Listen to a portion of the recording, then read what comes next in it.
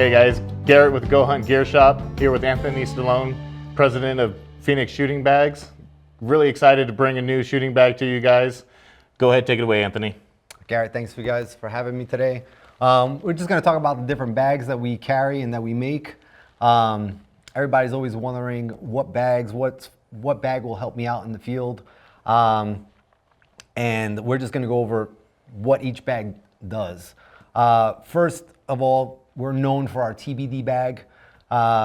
It's the first bag that we ever made, and it's a roll-up bag. So this is the bag right here. We just added a new non-stick to the back of the bag so that it won't slip on certain applications. The original one is great, but we just made it a little upgrade. So for all those that are watching now, we're going to be going live with that. GOHUNT has already started selling them, so we're glad that you guys were the first ones to have it, and we're going to start in 2023. We're going to have them be, that's how they're going to be made. And this material is super sticky. I mean, your bench rest shooting, it'll stick to the bench. Throw that over a bag or anything else, it's going to stick to that. A shooting mat, it's really stable. This big bag, I think it's one of the most valuable bags that we have in the lineup, because it's built for people that really don't know how to shoot off a pack or whatnot. So you have a stable platform here as the height. Now, you could take off this TBD bag and still shoot off of this when it's broken in. And we'll explain that later, how to break in the bags the correct way. You don't need to break this in too much. You just want it a little bit softer so that the gun nestles into it. So we're gonna talk about the different types. So the rear bags that we have are the small and then the extra small. You see the difference in height and size. Now, I tell everybody for hunting, I really like the small over the extra small, because you can always make a small an extra small, because you can use like a corner to squeeze the bag. Yeah, when he's talking about a hunting application being lightweight, this extra small bag is just over 6 ounces, okay? The TBD bag, you're just over 7 ounces. Those two bags together, you're under a pound for the best stability you can have in the game. Weight-wise, we're talking like it's like a feather. It's nothing. You hand it to somebody, they're expecting it to be heavy, and it's not. So with the small, you get a little bit more real estate in the back of the butt of the stock. So if you're shooting on the downhill angles, you're basically got about 2 extra inches rather than. So if I can switch this, you're going to see the muzzle come up. It's not as an angle. Now, a lot of people are using the medium bag as a rear bag, and now you can see how much angle is to your rifle on a rear. Come in here, and now when you're shooting those really steep angles, you're coming in here, you're grabbing the bag and you're squeezing the bag. Now, when you want to bring down the muzzle, you would basically squeeze the bag to bring down the muzzle. I don't know, obviously you can't really see that in the video, but it squeezes down the muzzle. As you can see, it's pointing down with just a little bit of squeeze. Alrighty guys, so we're here going to go over a couple of shooting positions, different ways you can use these bags in real life situations when hunting. All right, like I said before, the TBD bag is my favorite. As you can see, it has 0 roll into it. It's nestling the stock of the rifle. I'm coming in here and I'm going to show you how you can make this shot. I made this shot many times, 500, 600, 700 yards sitting, and I'm just as stable as a prone shot. So, like I said, you want the stock to be nestled on the TBD bag. You see how it's nestling? And you want the bag to go over the rifle just like this, so it's coming back. You want the recoil to come back to you on the bag. So if you have a follow-up shot, nothing's holding the rifle, and you can make an easy second shot if you need to. So this is the reason why we carry the bags with us, the big bags, especially this is the ultimate bag, right? So you want to take up space. So if you have the bag, you could take up this much space. And this is the main part of what's going to aim at your animal. So we need a little more space to get inside here. So I'm just taking the small bag right now and I'm nestling it right here. I'm crisscross applesauce, whatever you guys want to call it. And I'm going to come and sneak in here. I'm going to show you how I grab the bag over here. I'm nestling, and now I'm stable. Like, I'm solid. There's nothing else. Like, the gun is 100%. I could take this shot right now. There's no crosshair movement right here. 0. 1. Easy. Just like that. Now, you could do this with the backpack. You don't need the large bag. Having the small or extra small does the same thing. The TBD bag also on here works really well, but then you'd have to have 2 TBD bags, which, I mean, some people do because they love it so much, but same thing. If you could put the small on top of your tripod. The whole thing is that I see that the TBD bag works the best on all these platforms. So you come over here and still, same thing. 0 movement on the reticle, stable platform, easy trigger pull, 0 movement in the gun. There's 0 input of myself in this gun right now, so that right now, if it came back and I have to take a follow-up shot, I'm ready, I could go. Sometimes you have other platforms that are stuck to the gun and it lifts up the muzzle and then you can't make a second shot. This way, you're having all the recoil come back to you and you can stay on target. I'm gonna show you another way of how to use this with your pack. So I like to lay the pack right on top of myself, just like this. And say you had a jacket or any type of anything to fill the gap. You could put this with the gap. Oh, this one's not gonna move, look at that. I mean, it's stable. It's gonna stay right there. And now you got that void. Now you can hug your pack just like this. Come in here, same concept. Come in here, squeeze the bag, and 0 input on myself. Come in, easy trigger pull, boom. And stable at 500, 600, 700 yards sitting. And now you get those off that grassy area or the rocks, and you're not laying down prone. You want to try it out? Yeah, absolutely. All right. So we may have to lift up the tripod a little bit just because he's double the size of me. And show him how to get in there. All right. Again. And look at that. The rifle's staying right on side of this without doing anything. Phoenix shooting bag magic. Now, The way you are, how your knee is straight up like that, if you're standing like that for a long time, you're gonna like get tired. So that's why I like to have the pack over there and have everything laying on the pack, and you can sit, you know, in a more comfortable position so that you're not having to, you know, use all your muscles to stabilize that. Does that make sense? If that's gonna be a quick shot, that's fine. You could do it that way, but I would rather you do it the way I was showing you how to do it, just because it's less input into that rifle. Like you said, crisscross applesauce. Yeah, and kind of twist your body a little bit. Yeah, just like that. Come in. So Yeah, I'm a much bigger person than Anthony, so I have a little less room to take up, but that I mean, works. right there. Yeah, that's great. Now watch this. Come over here and throw this TBD bag. Let's do 0. Get that inside there, and that's right. You could use your leg also as a gap. That helps out as well. But like I said, over time, if you have to wait like an hour, you're gonna get exhausted like that. So, how's that feel?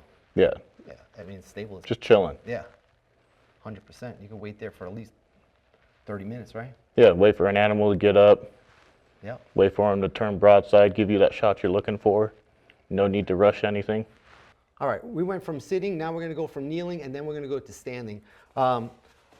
This is a normal Manfrotto head. It's the MV500, right? The 502 long, Okay. large head. So this is like a typical pan head that most of you guys are using out in the field. So for me, if I'm gonna go a kneeling shot, I'm gonna just give you a couple tips on how to use this if you have to kneel and make a shot. I'm just gonna throw the TBD bag. Like I said, right, look, I'm trying to move this with this non-stick. It makes the world of difference on this platform. So you're gonna put this 0 roll come over here, and you could put a roll in it. One roll would be okay. I wouldn't go two because then it becomes too hard. 0 roll, and now it's kind of. Yeah, find the all right, balance there you go. point. You got the balance right there. And I mean, you got 5, maybe even 6 inches of contact between the rifle and the bag. That's what you're trying to get. Now, I just want to say something. If you put the bag too much on the plates, some people have big clips, that's going to be an issue with the balance, but then you have to balance it. But right here, he's got a flat plate, which is great. So we're going to come over here, set up this. Now, what I want to show you is that we're not going to use this as a rear bag. We're going to actually take this bag, we're going to stick it in between, and we're going to actually sit on this. We're going to take our feet, and we're going to just basically sit on this bag. We're going to take this, sit on it. And what is that doing for you? This is making me not have to use my muscles in my legs to manipulate the rifle. Right now, I could sit here for an hour. I'm comfortable. Now, how I'm going to take this shot is that I'm going to manipulate the gun with this hand. I'm not going to touch the barrel. I'm just going to take my thumb and the bag right here. You can't really see this in the, so I'm going to try to do it with my right hand. I'm taking my thumb right here on the stock, and if I have to aim the rifle, it's going to be like that, but I'm doing that on the left side. And now I'm going to come over here, and I'm not going to put any input into the rifle. I'm just real light on my shoulder, and now I'm just going to do easy with that trigger, take a real small, and right now there's no reticle movement, 0. I want you to, when you come in here, I want to have you do this and tell me how stable you feel. I'm going to have you have it without the butt, and then once you sit on it, you're going to see how much more stable you're going to be. And come over here, easy with that trigger, take off all, and that's it. Easy, one shot. All right, here, come over here. I want you to show you that. So come in here without the bag. Yep.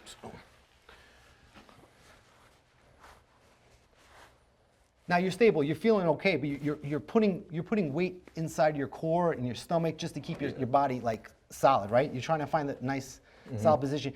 But you couldn't stand there forever, right? Watch this. I'm not, just trying to help him out. How much more stable is that now? Oh yeah, tons more stable. And we're not using it as a rear bag, we're just using it as a point of contact on your body. So you can use the bags as a point of contact also without, putting in the back of the stock. It's like as soon as I sit on the bag, muscle tension in my quads goes away, muscle tension in the calf goes away, even the lower back loosens up a little bit. Body itself just feels more stable. And a lot of guys are using this platform in the PRS world, and they're using a medium bag size bag, but they're using heavier bags. We're taking that bag right there weighs 15.6 ounces, so just under a pound for the medium. And you can take that out in the field all day long, and you have a bunch of different aspects that you can use that bag with. Yeah, all you state guys that do road hunting or day hunting, you're not going into the backcountry. There's no reason why you can't take 3 or 4 of these bags in the truck with you and take 2 or 3 of them up the hill with you for a couple mile hike and get just a absolutely solid shooting platform. Alrighty guys, so we did a little bit of sitting, a little bit of kneeling, now we're on standing, okay? You might not always be able to get all the way down on the ground, bushes, obstructions in front of the barrel, you gotta get up and over it. Go ahead, take it away, Anthony. All right, so same thing.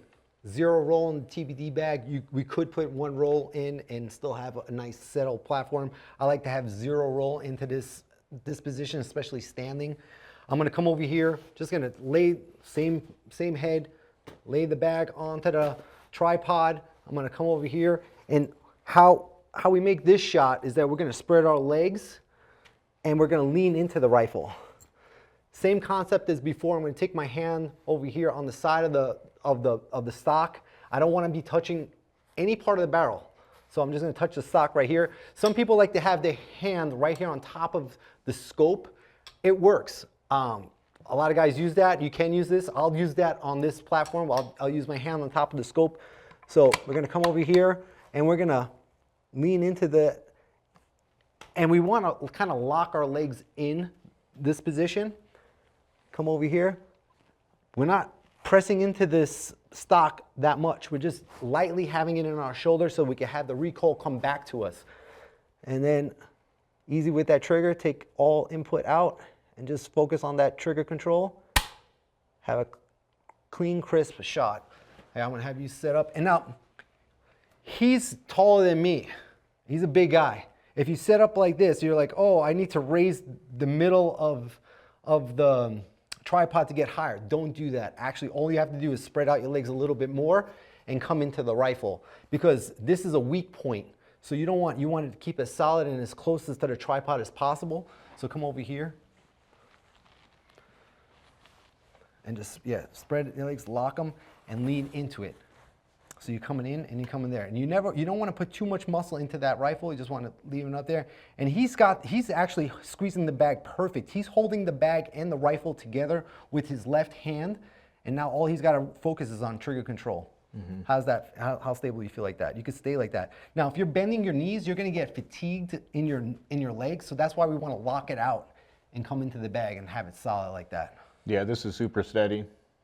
I actually went off of a setup just like this at the shooting range a couple weekends ago. Okay. I've never shot anything over 600 yards, and we went out to 795, and I put 5 shots on target with no issues with this exact bag and rifle. Like, it was crazy how stable you can be from a shooting position. Alrighty, guys, got one last position for you. Do a little bit of prone shooting. Rifle prop that we have today doesn't have a bipod, but well, obviously, bipod would take the place of this backpack and whatnot, but if you're not running a bipod, Anthony's going to take it away and show you what you can do with these bags. All right. So typically, everybody's packs are full, and either you're going uphill or downhill, and we'd manipulate everything, you know, depending on the shot. But we're going to talk about an uphill shot, aiming up on top of the mountain. So obviously, like I said before, we want the muzzle to be above the target, and we're going to squeeze down. Now, I always have my pack and the TBD bag. This is how I usually hunt. And now lately I've been taking the medium bag and whatnot. I've been taking a lot of the bags with me. But if you want the most simple setup, TBD bag and the small, this is how we're going to do it. Have the TBD bag on top of your pack. You get the height off the top of the pack. We're going to sneak into here. Like I said before, you want the stock on the TBD bag, not the barrel. We're going to come in.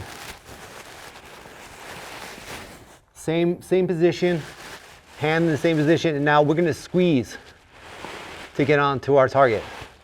Come over here, squeeze down. This should give you about 4 or 5 MOA. You don't need all the bags for this. We usually use like the large bag for the height. You can use your pack just the same way. And you're almost getting a full inch of articulation when you squeeze that bag on that barrel. You'll get about 4 or 5 MOA. Now, if you needed to, so you can see how the muzzle's pointed really high, all we need to do, if we need to go a little bit lower, just change the angle of the bag. Now we're a straight shot. If you need to go even lower, like I said before with the extra small, if you want to go higher, all you got to do is take this little corner right here. This little bit is going to allow you to get as much control as possible that we're on all the other shots. So come over here and just use your 2 little fingers and just give it a squeeze. And I'm just as stable as I was before. Come over here. Like I said, I don't have to do any input. Come over here. Trigger control is the most important thing. It's steady, it's solid. Make the shot just like that. Now, the only thing about this is that kids have a hard time shooting on this platform. Adults, usually not unless they're like real rookies. But if you're a seasonal hunter and you know how to, manipulate your gun and you know how to use your gun, this less than a pound setup is all you need. How do you feel? Yeah, super stable. Excellent, yeah. Yeah, awesome. We've even seen a little bit too if you have another medium bag or a large bag. Like, I'm kind of a big guy. I can get up on top of this bag, get my barrel chest off of the ground.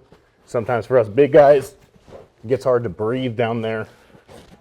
And now I'm resting on this bag, using it as the rear rest. Alrighty guys, every one of these bags comes with a card, goes over break-in. Anthony's going to go into a little bit detail of that now. Each bag does have a break-in process, so you can get malleable and be able to use it the way it's supposed to be used. All right, I mean, it's no rocket science, but the best way that I've seen to break in, obviously the small, the medium, you can break in all these bags this way. I like to massage the ends first. Take it and massage the ends. Take off all the tension out of the strap first before you do that, so that it's not that tight. You're gonna see right now, the bag, this is a brand new bag, and this is a broken in bag. You can see the difference. And when I say break in your bag, you wanna be able to squeeze this and get it nice and soft. Like I said before, you could tighten up the strap if you need it a little bit tighter. But the best way to break in the bag is I loosen this strap right here, I massage the ends. I massage the ends, all ends. You wanna kinda break in the stitching over here on the bags. Then what I do is I kinda like try to make a crease inside the center over here, and I push it inside here. And then I just punch it a little bit. That's it. Punch it. You can kneel on it, use your knee. I don't recommend you driving over it with your car, because that's not, trust me, we've had people do that. Doesn't work very well. But like I said, just have your kids like maybe sit on it a little bit. Yeah, I unbuckled mine. I got a wooden baseball bat back at the house, and every single side, I would just smash that baseball bat into it, roll it over, smash it, and I did that on every face of this bag. Since I was using the baseball bat, I just unclipped the buckle to get it out of the way. I didn't want to break it. But we don't want it to see it just like this little. You want to see it as much as this. You want it to be soft and manipulative, so you could squeeze it, so you could get at least 4, 5, maybe 6 MOA. My bag that I use is 8 years old, and when I could squeeze 8 MOA for sure out of it. For you guys, maybe 4 mil, whatever, 3 mil, 2 mil, whatever it is, whatever platform you're using. But like I feel like each time I take it out, it gets better and better. I feel the same way. I mean, the older the bag gets, the more I love it. Yeah, thank you. No, I see the same thing. And now the TBD bag, you don't need to break it in. This bag is the only one that you don't need to break in. I wouldn't break in the large that much, just a little bit, so it gets a little bit softer, because you don't want it to deflate. But the TBD bag, the way to like manipulate this one is by twisting the 1-inch nylon. That's a 1 twist. It's like a flimsy mess right here. You can put 2 twists inside of it. Now with the 2 twists, you can use this as a rear bag. See how it's more solid? You could put a 3rd one, but then it becomes like a rock. I don't recommend it, but you can use it. And like I said, when you're using this off of another platform, less is more, all right? Alrighty guys, so if you have any questions, or go ahead and drop them in the comments below. We have every one of these bags on our site now, anywhere from the extra small to the ultimate bag. We have the Blaze Orange, Rager Green, and Coyote. We also have their glassing pad available now.